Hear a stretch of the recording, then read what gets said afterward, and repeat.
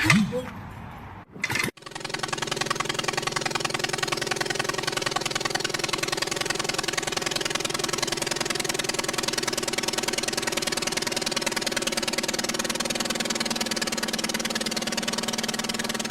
to ADCO Aviation.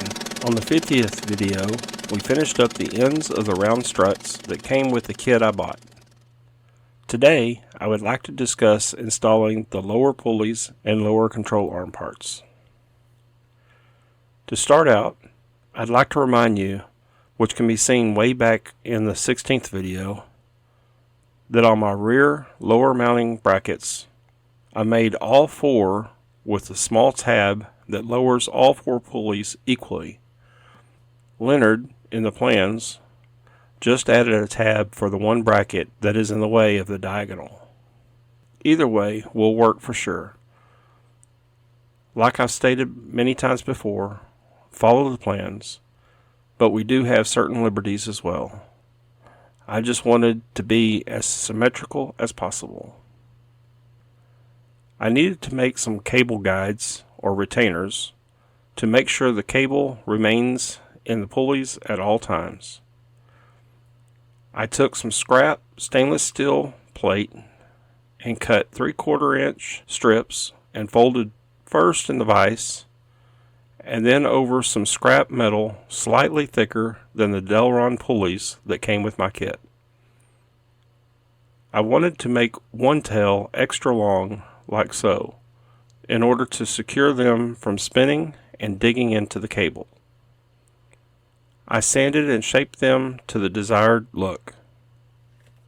I finally received my $100 worth of hardware. What a joke. Anyways, in the spirit of keeping things symmetrical, I wanted to have a single bolt for both pairs of pulleys on each side. I cut a couple of spacers to span between the lower brackets. The Aileron pulleys came with a brass or metal sleeve for the center bearing. I then added the top bolt through the longer tabs in order to keep the retainers straight up and down.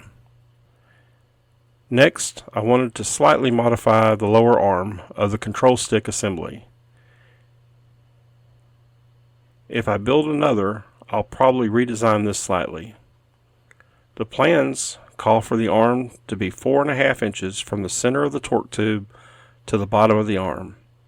I believe many builders have lengthened this to more like 6 inches in order to get more deflection at the ailerons.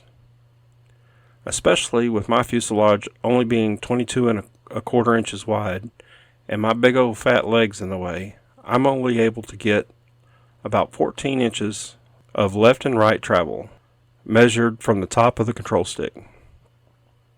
Anyways, I added a couple of pieces to the lower control arm not called out in the plans in order to achieve a longer arm. First, I took a piece of 1/4 inch aluminum plate and cut out a wedge to fit just inside the arm.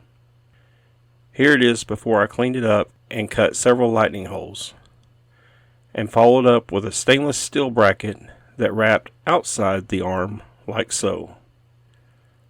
Like I mentioned earlier, your legs will be the in-flight stops for your aileron movement, but I wanted to have hard stops for them while no one was sitting in the pilot seat. I took a hole saw and drilled out a Aileron wheel from the scrap leftovers from the guides of the last video, and bolted it to the lower arm through one of the 1/4 inch lightning holes. I slightly sanded it till I achieved the desired stop locations, left and right, which is basically the same as if I'm sitting in the seat. My goal is to keep this thing as simple as Leonard originally designed it. Okay, once again, we're caught up. Hopefully next, I will get these ailerons finished. I hope you've enjoyed this video and hopefully found some of the info helpful for your build. And if you're on the fence about starting a Legal Eagle build, hopefully I've shown you just how easy it can be. And if you like these videos, please like and subscribe to my YouTube, Odyssey, or Rumble channels. Thank you and be safe.